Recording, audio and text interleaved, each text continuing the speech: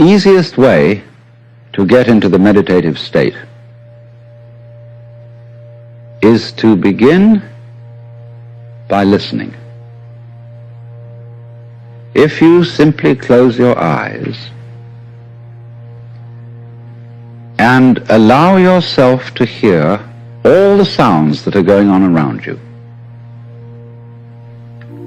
just listen to the general hum and buzz of the world as if you were listening to music. Don't try to identify the sounds you're hearing. Don't put names on them. Simply allow them to play with your eardrums. And let them go. In other words, you could put it, let your ears hear whatever they want to hear. Don't judge the sounds.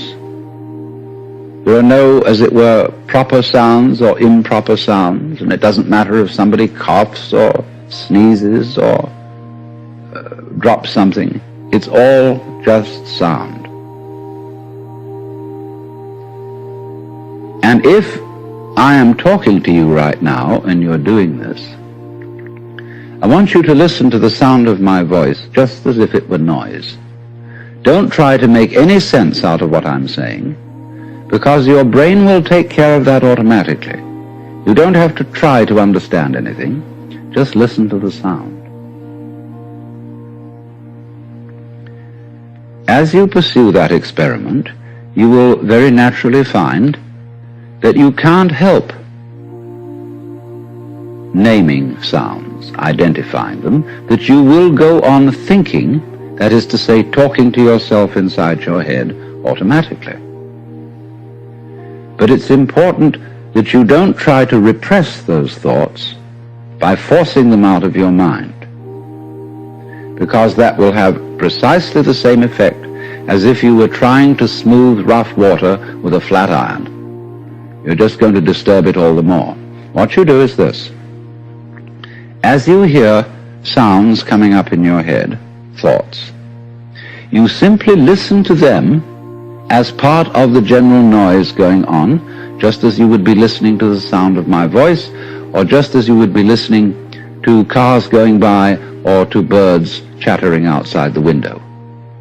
So look at your own thoughts as just noises. And soon you will find that the so-called outside world and the so-called inside world come together. They are a happening. Your thoughts are a happening, just like the sounds going on outside. And everything is simply a happening, and all you're doing is watching it. Now, in this process, another thing that is happening that is very important is that you're breathing. And as you start meditation, you allow your breath to run just as it wills. In other words, don't do at first any breathing exercise, but just watch your breath breathing the way it wants to breathe. And notice a curious thing about this. You say in the ordinary way, I breathe, because you feel that breathing is something that you are doing voluntarily, just in the same way as you might be walking or talking. But you will also notice that when you are not thinking about breathing, your breathing goes on just the same. So the curious thing about breath is that it can be looked at both as a voluntary and an involuntary action. You can feel on the one hand, I am doing it, and on the other hand, it is happening to me. And that is why breathing is a most important part of meditation, because it is going to show you, as you become aware of your breath, that the hard and fast division that we make between what we do on the one hand and what happens to us on the other is arbitrary.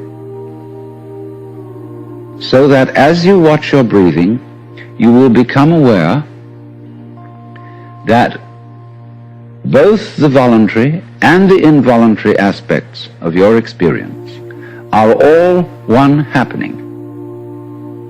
Now that may at first seem a little scary, because you may think, well, am I just the puppet of a happening, the mere passive witness of something that's going on completely beyond my control? Or on the other hand, am I really doing everything that's going along? Well, if I were, I should be God. And that would be very embarrassing, because I would be in charge of everything. That would be a terribly responsible position. The truth of the matter, as you will see it, is that both things are true. You can see it that everything is happening to you, and on the other hand, you're doing everything. For example, it's your eyes that are turning the sun into light. It's the nerve ends in your skin that are turning electric vibrations in the air into heat and temperature. It's your eardrums that are turning vibrations in the air into sound, and in that way you are creating the world. But when we're not talking about it, when we're not philosophizing about it, then there is just this happening, this, and we won't give it a name. Now then, when you breathe for a while, just letting it happen, and not forcing it in any way, you will discover a curious thing, that without making any effort, you can breathe more and more deeply. In other words, supposing you simply are breathing out, and breathing out is important because it's the breath of relaxation, as when we say, whew, and heave a sigh of relief. So when you are breathing out, you get the sensation that your breath is falling out. Dropping, dropping, dropping out, with the same sort of feeling you have as if you were settling down into an extremely comfortable bed.